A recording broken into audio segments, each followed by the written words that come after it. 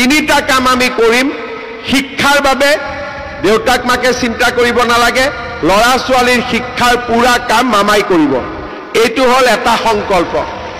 দ্বিতীয় হল মহিলাসকলে নিজৰ উপাৰ্জনেৰে নিজৰ ভৰিত থিয় দিব আৰু তৃতীয় হল যে আমাৰ অসমৰ দুখীয়া মধ্যবিত্ত শ্ৰেণীটোৱে অন্তত ভাত সাজ খাবৰ কাৰণে চিন্তা নকৰিব এইকেইটা লক্ষ্যৰে আমি আগবাঢ়িছো আমি সফল হম ৰাইজৰ আশীৰ্বাদত আমি অসমক নতুন দিগন্তলৈ লৈ যাম যোৱাকালি আমাৰ ৰাজ্য চৰকাৰে তিনিটা গুৰুত্বপূৰ্ণ আঁচনি আৰম্ভ কৰিছে মই মাত্ৰ এই তিনিটা আঁচনিৰ বিষয়ে উল্লেখ কৰিব বিচাৰিছো মহিলা উদ্যমিতা আঁচনি আপোনালোক সকলোৱে জানে আত্মসহায়ক গোটৰ সদস্যসকলক প্ৰথম পৰ্যায়ত 10,000 পৰৱৰ্তী পৰ্যায়ত 25,000 তৃতীয় পৰ্যায়ত 50,000 এক সুন্দৰ আঁচনি আমি নিৰ্মাণ কৰিছো যোৱাকালি বিহালীত তাৰ আৰম্ভ হল এতিয়া বাকি 125টা সমষ্টিত আমি বিধায়কসকলৰ লগত কথা পাতি আলোচনা কৰি এটা এটাকৈ আমি সভা কৰি আপোনালোকক দি যাম আৰু যোৱা 1 এপ্ৰিল তাৰিখে এই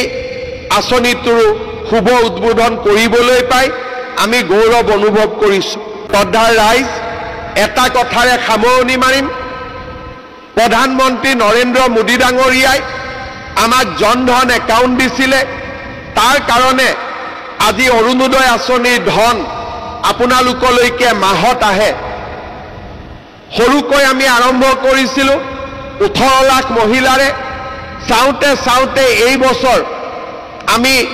প্ৰতিটো সমষ্টিত আৰু অসমত 40 লাখ মহিলাক আমি অৰুণোদয় আঁচনি প্ৰদান কৰাৰ দিশত আগবাঢ়িছো পদ্ম হাজৰিকা ডাঙৰীয়াই মোক কৈছে যে সকলোৱে পাইছে কিন্তু 2-3 হাজাৰ মহিলা এতিয়াও অৰুণোদয়ৰ পৰা বাদ পৰি গৈছে মই নদুৱাৰ সমষ্টিৰ বাবে নতুনকৈ আৰু 3,000 মহিলাক অৰুণোদয় আঁচনিত অন্তৰ্ভুক্ত কৰিবলৈ সিদ্ধান্ত লৈছো আৰু তাৰ ফলত যি 2-এগৰাকী মহিলাই এতিয়াও অৰুণোদয় নোপোৱাৰ অভিযোগ আছে সেইখনো আমাৰ বিধায়ক মহোদয়ে নিষ্পত্তি কৰি দিব পাৰিব ৰেচন কাৰ্ড হল ৰেচন কাৰ্ডৰ লগত আয়ুষ্মান ভাৰত বিনামূলীয়া চাউল এইবাৰৰ পৰা আমি ৰেচন কাৰ্ডৰ লগত দালি নিমখ আৰু চেনি বজাৰতকৈ কম দামত আপোনালোকৰ হাতত তুলি দিম দালিৰ দাম যদি বজাৰত 100 টকা হয় আমি আপোনালোকক 75 টকাত দিম চেনিৰ দাম যদি বজাৰত 60 টকা হয় আমি আপোনালোকক 20 টকা 25 টকা কমত অৰ্থাৎ 35 টকাত দিম আৰু যদি নিমখৰ দাম বজাৰত 30 টকা হয় আপোনালোকক আমি 20 টকা দামত দিম অৰ্থাৎ দৰিদ্ৰ মধ্যবিত্ত পৰিয়ালটোক সহায় কৰাৰ বাবে আমাৰ যি প্ৰচেষ্টা সেই প্ৰচেষ্টা অব্যাহত থাকিব চাউল দালি নিমখ চেনি এই গোটেইবিলাক আপোনালোকে যাতে সুলভ মূল্যত কিনিব পাৰে তাৰ ব্যৱস্থা আমি হাতত লম আৰু পৰ্যায়ক্ৰমে আৰু বহুত সামগ্ৰী চাহপাতো মই এনেকৈ বিনামূলীয়া দিয়াৰ কথা চিন্তা কৰি আছো ভৱিষ্যতলৈ এনেকৈ